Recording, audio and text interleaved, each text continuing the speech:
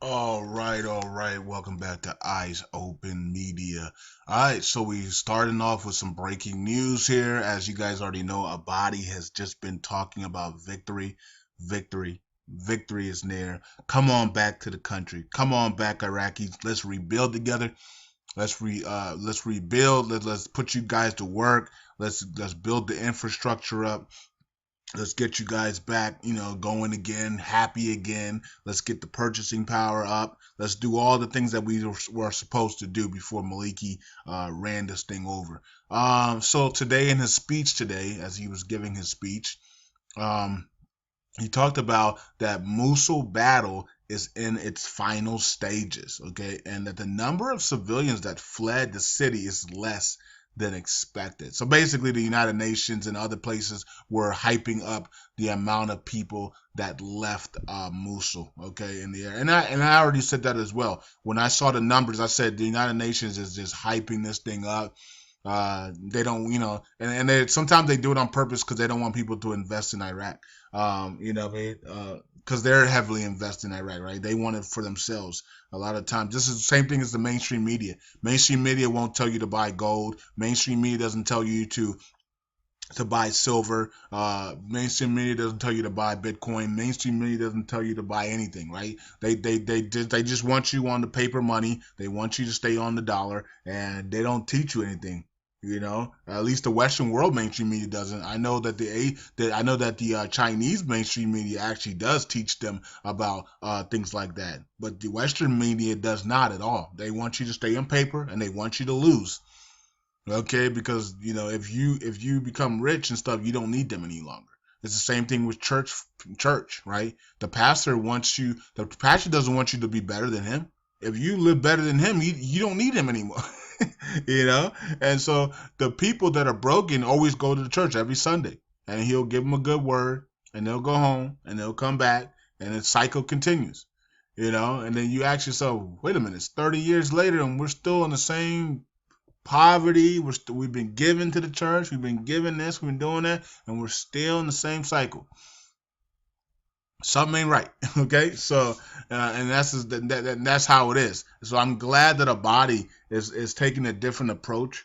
He's saying, "Come on back. We're gonna rebuild. We're gonna give you guys what you're supposed to get." And then we not just heard it from Abadi, but we heard it from Hakeem, and we heard it from a whole bunch of other people, Saleh and everybody else, saying, "Yeah, the citizens are gonna reap the rewards of a new Iraq." That's about to come. So the fact that they're saying that the citizens are going to start reaping their rewards for the long-awaited new Iraq, that's good news, right? And that's expected, And we're not gonna accept anything else from a body in this government that the citizens get all the purchasing power, all the oil benefits, all the oil back pay, and everything else. That's that. We're not gonna accept anything else in that.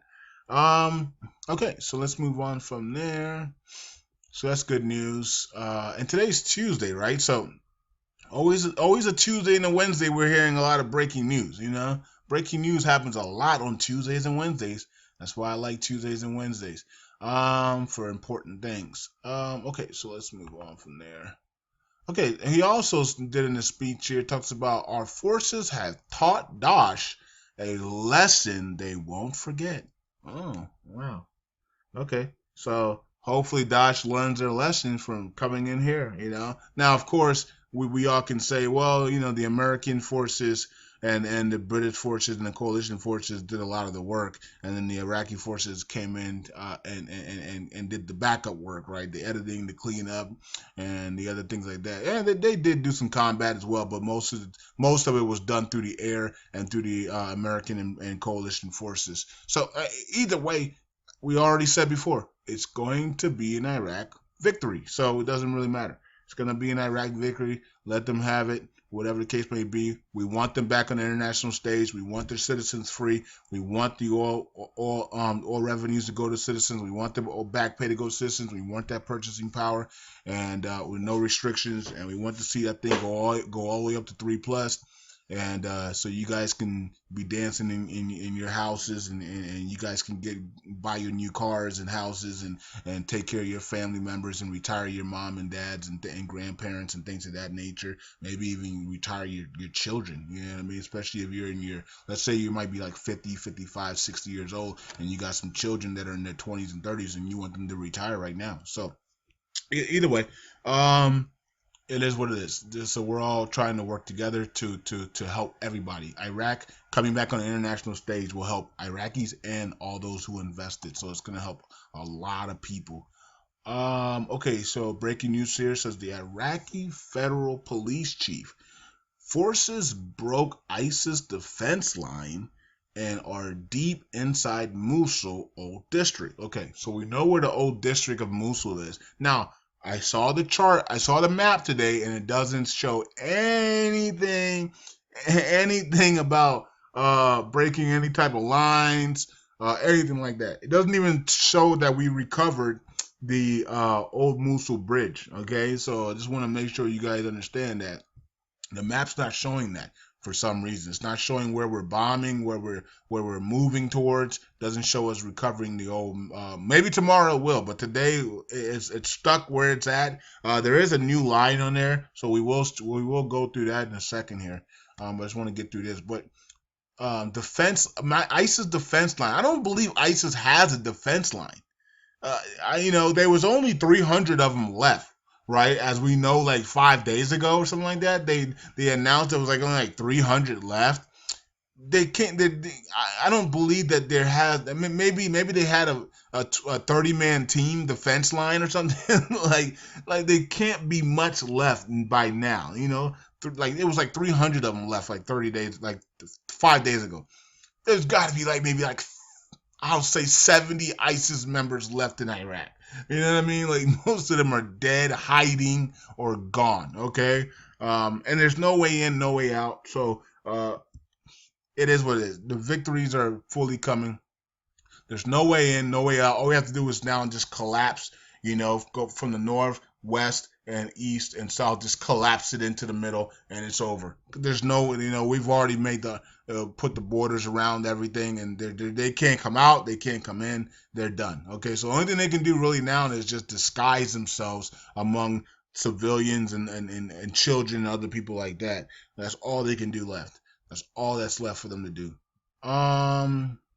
Okay, I don't know why this is playing. I don't know what this is. Welcome to Korea. Okay. Okay, so let's see here. It says that the Wall Street lower as oil drops hits energy stocks Fed eyed. Okay, I'm really care about the Feds, right?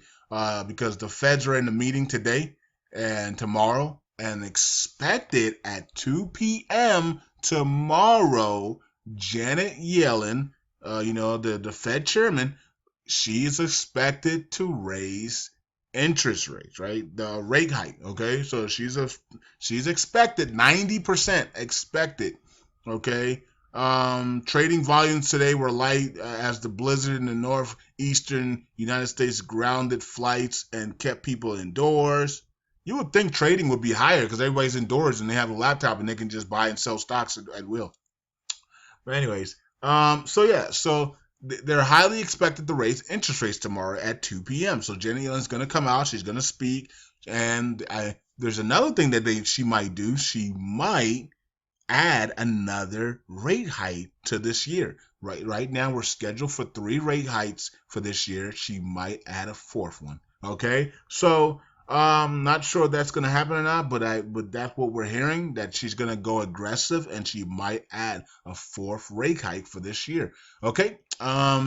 If that's the case, Bitcoin is going to explode. Okay? So, and I'm not going to show you guys Bitcoin prices. I already did that earlier today, and I will do that again at the report extras on the main channel.